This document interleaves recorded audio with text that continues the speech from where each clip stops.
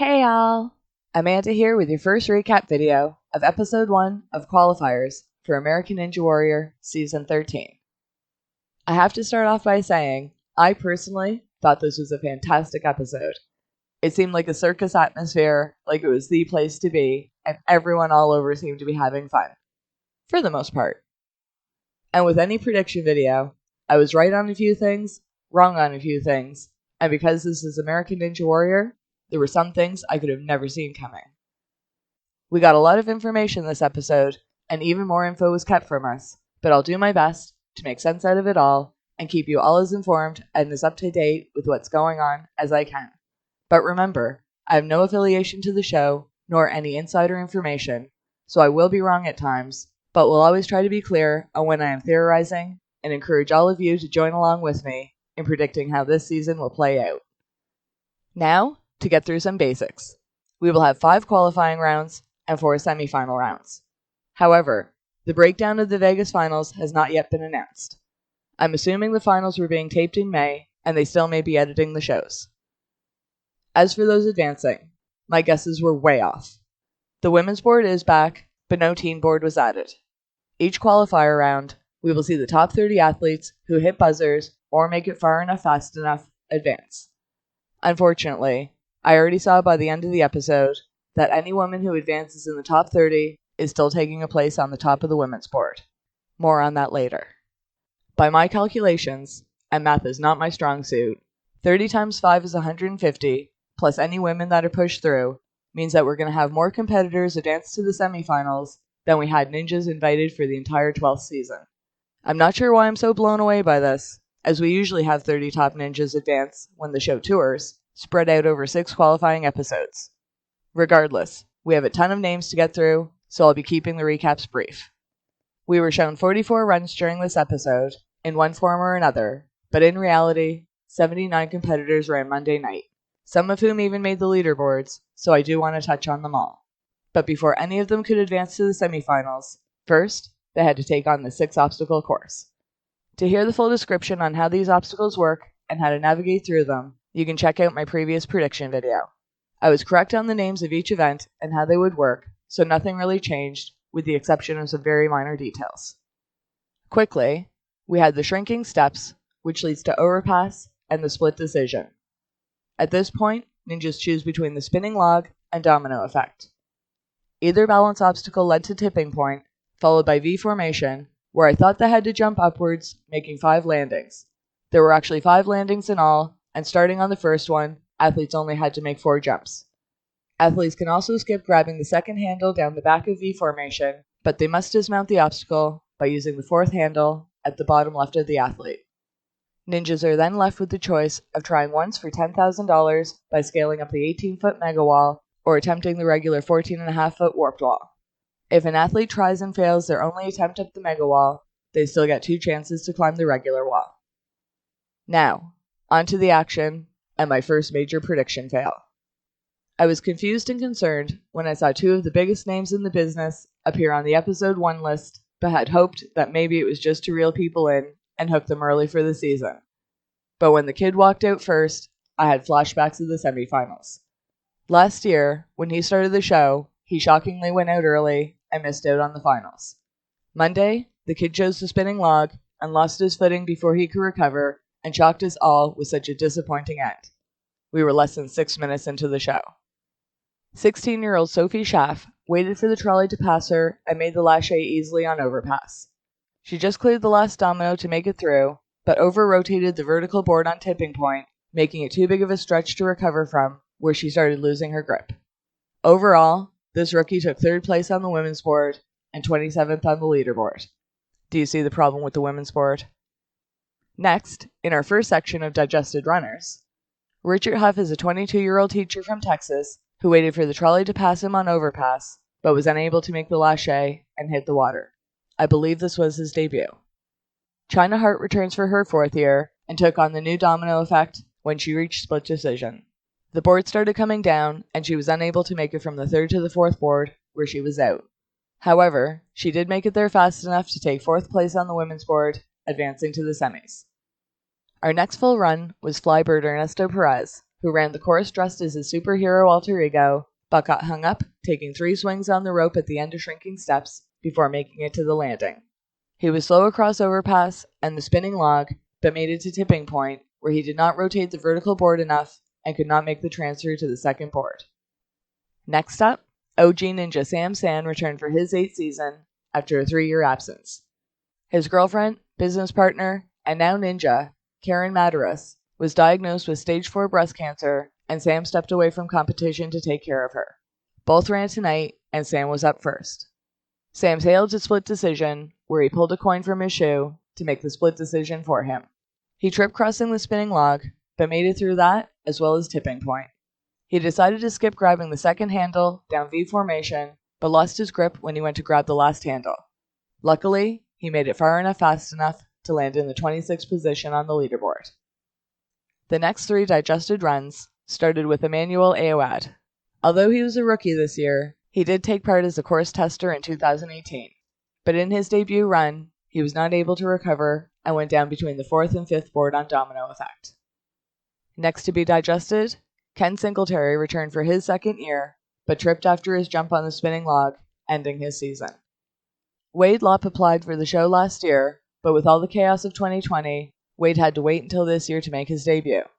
Although his run was digested, we saw him go back and forth with his split decision and watched him make it to the top of the vertical board in V formation fast enough to make it to 18th position on the leaderboard. Up next was the Space Ninja Adam Nates. Adam returned for his 3rd year, where he almost went out early when he came close to slipping off the spinning log.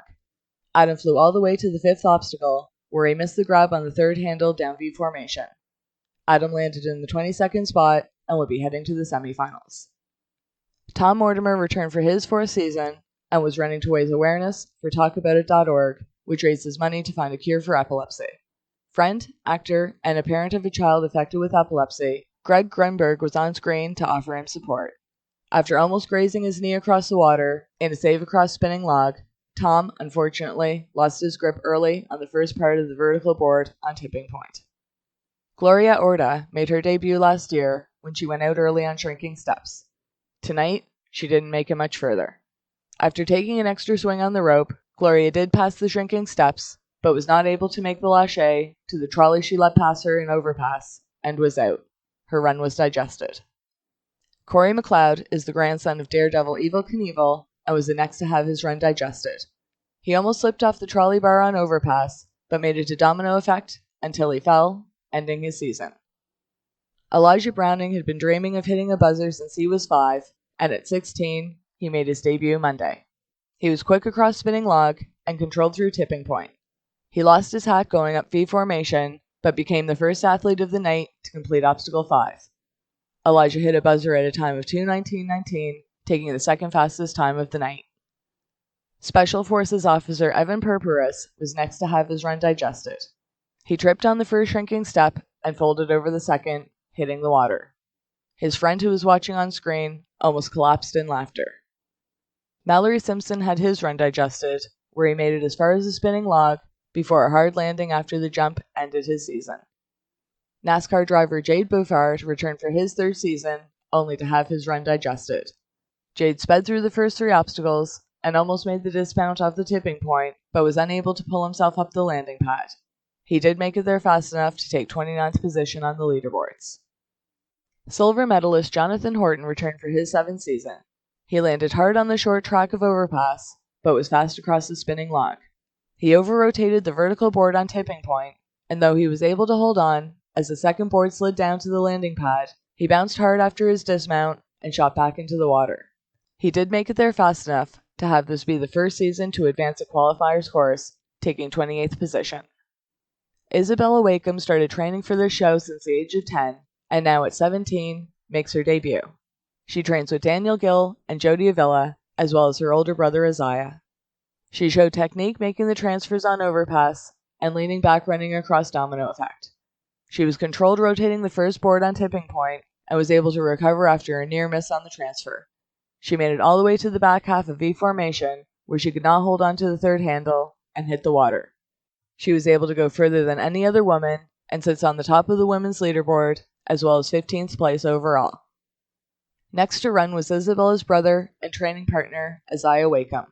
Although he has taken part in UNX, the first professional ninja sporting league, I was unable to find much on Ziya. He may have been on the show before tonight, but his run was digested. This 20-year-old made it as far as his sister and fell at the same place, trying to grab the third handle down on V formation. He also made it there fast enough to advance, taking 13th position.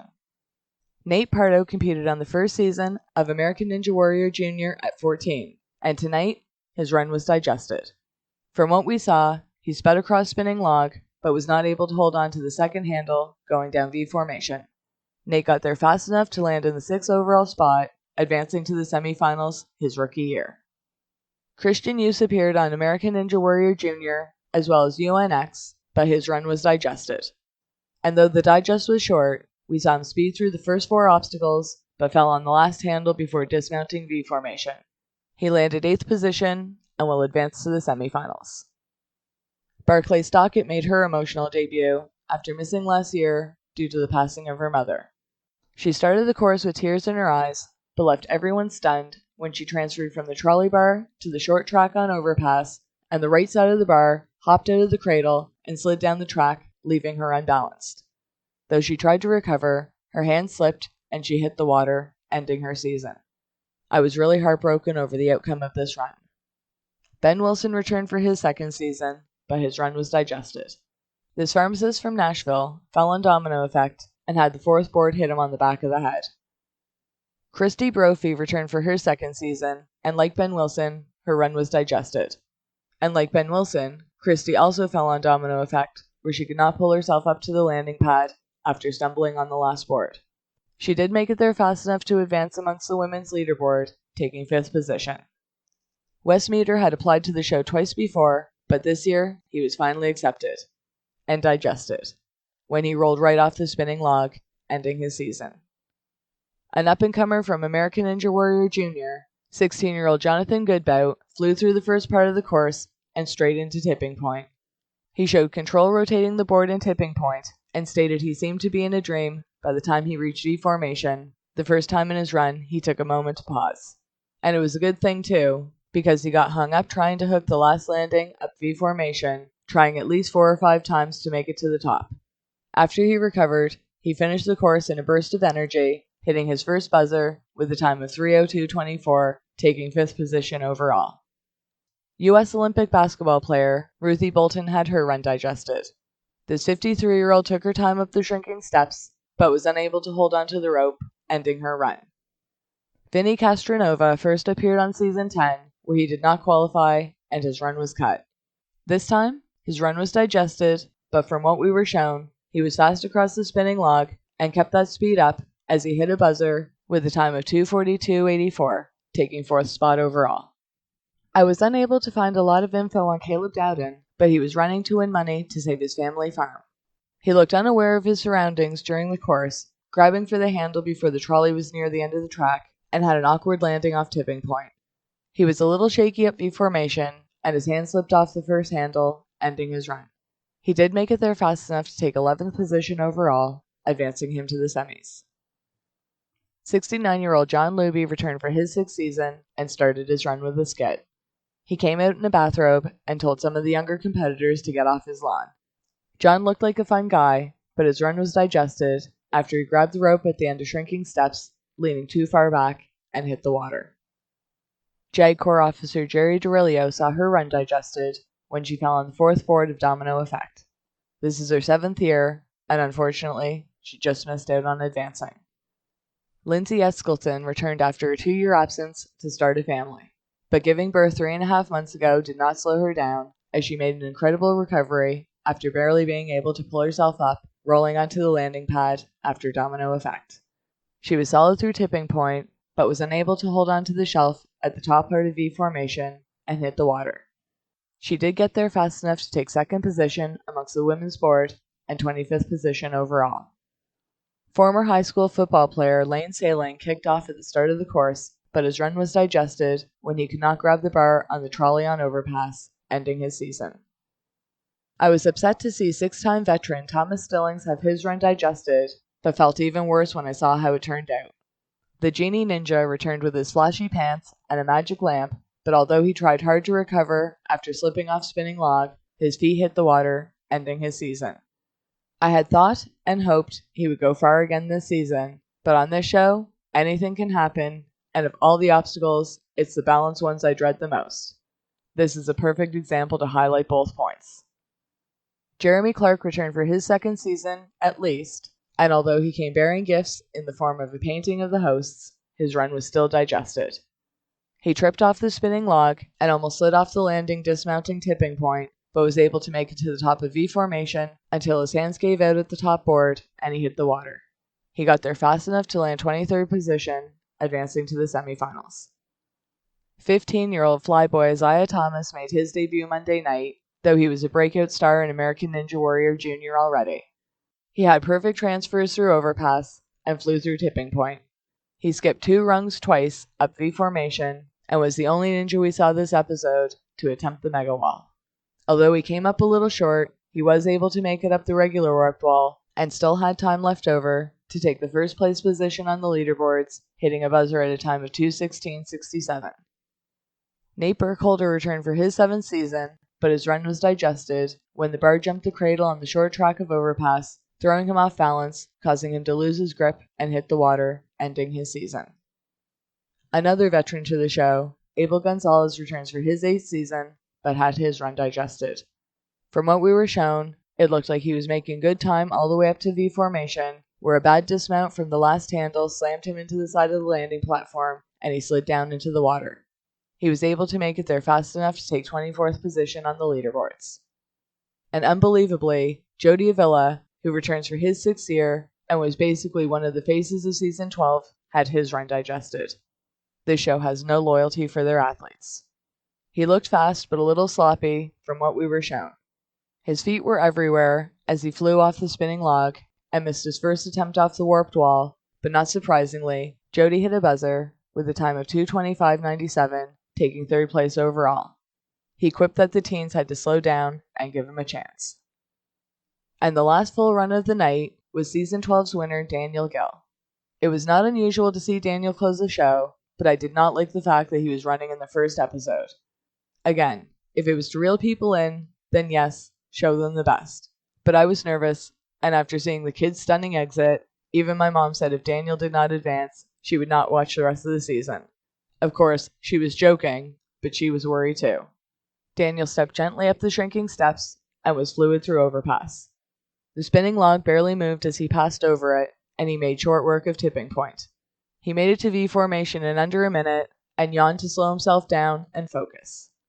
He grabbed the triangular handle and said he heard the first landing lock into place after his first jump, but in reality, the landing hatch that opens when the handle pushes it up snaps back down after the hook passes. This time the latch actually caught the hook as it was closing, pinning the triangular handle halfway, momentarily. Daniel, thinking all was fine, went to readjust his grip, which unfortunately shifted the handle loose, and when it caught the first landing again, Daniel was not ready for the jolt, and it tore his hands open, causing him to hit the water, making this the first time he did not hit a buzzer in a qualifier. He obviously made it there far enough fast enough to take 7th position on the leaderboard, but he's usually the one to post the fastest time for qualifiers. It was quite the end to the show, where a ton of stuff happened, but wait, there's more. We also had the return of Akbar's moments, where he picked some of the cut runs he wants to show. First up was Ben Wilson's wife and former Miss Tennessee, Juliana Wilson. She walked up the shrinking steps and missed the rope. Next was youngster Dana Kellar, who I was unable to find much info on. Her horse Gus cheered her on from the big screen, but she missed the trolley bar on overpass considerably and hit the water. And Akbar's last pick was college mascot and Michael Jackson fan, Nikia Servadam, who came out dressed as a horse. He grabbed the rope low as he jumped off the shrinking steps, and although he tried to recover, his movement caused more of a boomerang effect, and he bounced off the side of the crash pad, ending his season. And if you thought that was a lot, there were 35 other runs, cut in full, with no mention, even though some of these names showed up on the leaderboards, like Alex Blick, who debuted in season 10 at 19 and returned the next year. His run was cut in full, even though he landed 10th position overall and will be advancing to semifinals. Brian Burkhart returned for his 5th year and though he went down on V formation, he still took 9th place overall. Brian Bailingmeyer, a rookie from Maryland, Das Billy Goat was shown cheering others from the sidelines, but was not shown during his run. He made it to V formation fast enough to land the 21st spot on the leaderboards. I couldn't find much info on Caleb Benson, but we should learn more about him in the future, because although his run was cut in full, he was able to make it to V formation fast enough to take 17th position and advance to the semis. Cole Verbal looks like a rookie, but made it to 14th position, making it as far as V formation. Corey Torkelson overcame a traumatic brain injury and coma after being in a car crash that killed his brother and another. He competed in Season 10, at least, and just made the leaderboard at 30th position, making it to tipping point. I was unable to find much info on Dan Wentworth, but it seems he comes from the UNX, the first professional ninja sporting league, and made it to V formation, taking 20th position. Josh Norton returned for his 5th year and made it to V formation, landing in 16th spot, advancing to the semifinals. I was unable to find any info on this runner, but rookie Carmen Shelby made it to V formation fast enough to take 19th position on the leaderboards. Carmen may have competed in American Ninja Warrior Jr. Ryan Meeks ran in Season 11, and this year made it to V formation fast enough to advance to the semifinals. He took 12th position on the leaderboards.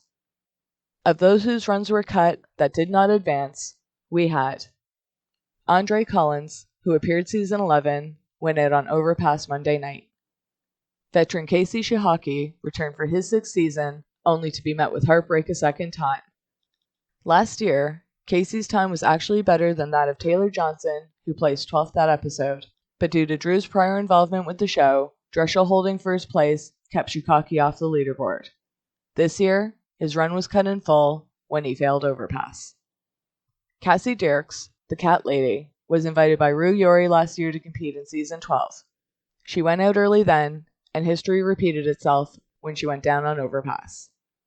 I was unable to find any information on Chris Adkins, other than he went down on overpass. Perhaps he's a rookie. I was unable to find much on Christian Washington, but it looked like he competed on Season 10 at least. This year, he ended his season on tipping point.